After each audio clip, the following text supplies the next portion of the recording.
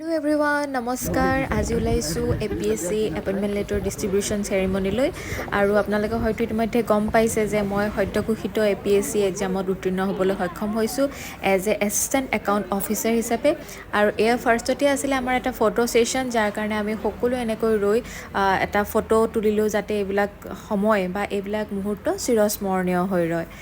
আৰু এনেকৈ আমি ফটো উঠি ল'লোঁ।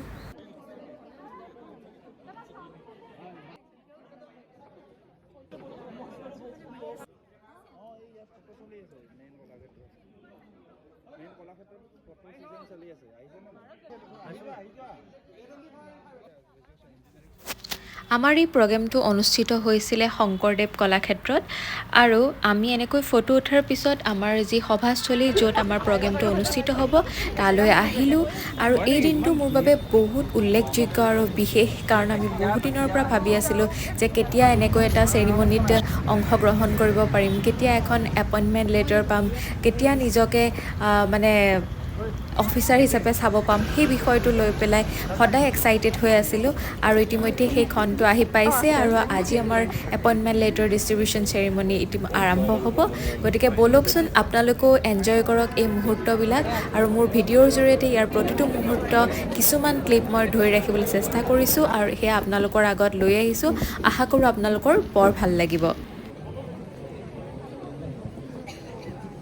সভাকক্ষৰ ভিতৰত বিভিন্ন ধৰণৰ লোক ইতিমধ্যে সমাগম হৈছিলেই আৰু ইয়াতে অনুষ্ঠিত হ'ব আমাৰ চেৰিমনী আৰু আমি সকলোৱে ফটো উঠা ভিডিঅ' কৰাত ব্যস্ত কাৰণ এইটো যিহেতু এটা বিশেষ দিন আৰু সকলোৰে জীৱনৰ কাৰণে এটা বিশেষ দিন, গতিকে ফটো নুঠাকৈ পাৰি জানো। ইতিমধ্যে মাননীয় মুখ্যমন্ত্ৰী মহোদয় সভাস্থলীত উপস্থিত হৈছিল আৰু তেখেতৰ ভাষণৰ কিছু অংশ মই ভিডিঅ'ৰ যোগেদি সাঁচি ৰাখিলোঁ। আজিৰ সভাত আমাৰ মাজত উপস্থিত অসম চৰকাৰৰ সন্মানীয় মন্ত্ৰী শ্ৰী চন্দ্ৰমোহন পাটোৱাৰী ডাঙৰীয়া, 840 গৰাকী প্ৰাৰ্থীক অসম অসামৰিক সেৱা, অসম আৰক্ষী সেৱা আৰু অন্যান্য সংলগ্ন সেৱাসমূহত নিযুক্তি দিয়াৰ বাবে এই সভাগৃহত আমি সমবেত হৈছোঁ। যদি আমি সমগ্ৰ বিভাগবিলাকৰ প্ৰতি লক্ষ্য ৰাখোঁ, 83 গৰাকী আছাম চিভিল ছাৰ্ভিচত নিযুক্তি হ'ব। ৰাজ্যৰ আৰক্ষী সেৱাত ডেপুটি ছুপাৰিণ্টেণ্ডেণ্ট অফ পুলিচ হিচাপে 65 গৰাকী যুৱক যুৱতী নিযুক্তি হ'ব। বহু দিনৰ পৰা বিত্ত বিভাগত আমাৰ এছিষ্টেণ্ট একাউণ্টছ অফিচাৰৰ পদসমূহ খালী হৈ আছিল। ৰাজ্যৰ বহুকেইটা চৰকাৰী বিভাগত এছিষ্টেণ্ট একাউণ্টছ অফিচাৰ নোহোৱা বাবে আমি এক বৃহৎ সমস্যাৰ সন্মুখীন হৈ আহিছিলোঁ। আজি 492 গৰাকী যুৱক যুৱতী বিত্ত বিভাগত নিযুক্তি পত্ৰ পাবলৈ সক্ষম হ'ব।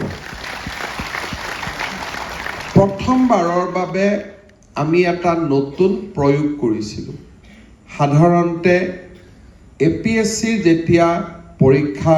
আয়োজিত হয়, Assam civil service, Assam police service, excise, taxation আৰু ট্ৰান্সপৰ্ট আৰু কোঅপাৰেটিভ ডিপাৰ্টমেণ্টৰ কিছু নিৰ্দিষ্ট পদত ইয়াৰ নিযুক্তি হৈছিল। আনহাতে গোটেই বছৰটো 2টা, 1টা, 3টা বিভিন্ন পদৰ বাবে লোকসেৱা আয়োগে বিজ্ঞাপন উলিয়াইছিল আৰু তেওঁলোকে কম্বাইন নিযুক্তি কৰাৰ পিছত আন নিযুক্তিসমূহ কৰিবলৈ 2 বছৰ, 3 বছৰ, 4 বছৰ পৰ্যন্ত সময় লৈছিল। আমাৰ চৰকাৰ অহাৰ পিছত আমি এটা সিদ্ধান্ত লৈছিলোঁ, কিন্তু মই ভাবোঁ যে অসমীয়া ছোৱালীয়ে আৰু আমাৰ ৰাজ্যৰ ছোৱালীয়ে কৰিব নোৱাৰা কাম একো নাই। We are equally capable, we are মোৰ কেপেবল। মই ভাৰতবৰ্ষৰ বহুত ডাঙৰ ডাঙৰ হস্পিটেল জানো,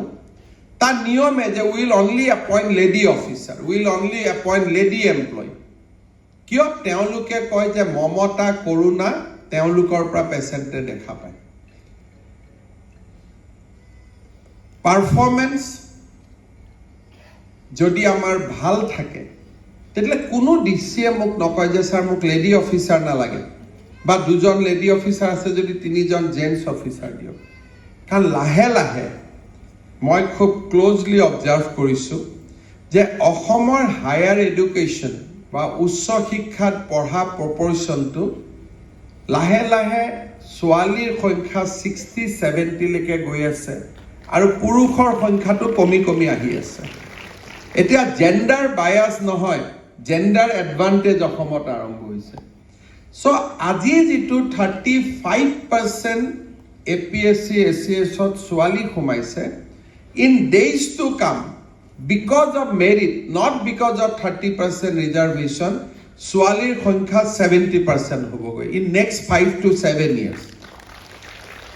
কাৰণ ল'ৰাসকলে বেলেগ বেলেগ কাম হাতত লৈছে profession is undergoing a changes যিবিলাক ট্ৰেডিশনালি ল'ৰাৰ কাম আছিল সেইবিলাক ছোৱালীবিলাক আহিছে now doctor engineer officers Assam will be going through a phase য'ত gender advantage হ'ব gender bias নহয় কিন্তু this gender advantage should also bring value to the administration ছোৱালীসকলে ছাৰ 6টা বাজিলে মই ছোৱালী মানুহ মই ঘৰত যাওঁ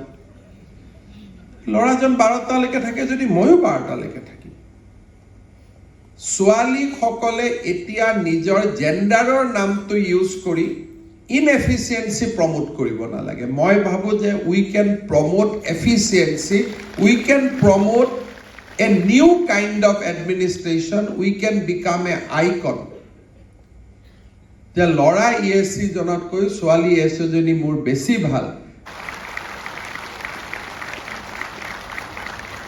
কৰ্মচাৰী বিভাগ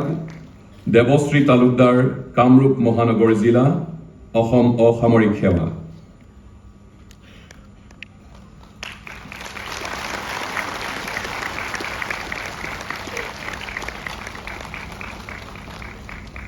গৃহ বিত্ত বিভাগ মৃগাক্ষী ৰাভা গোৱালপাৰা সহকাৰী গাণনিক বিষয়া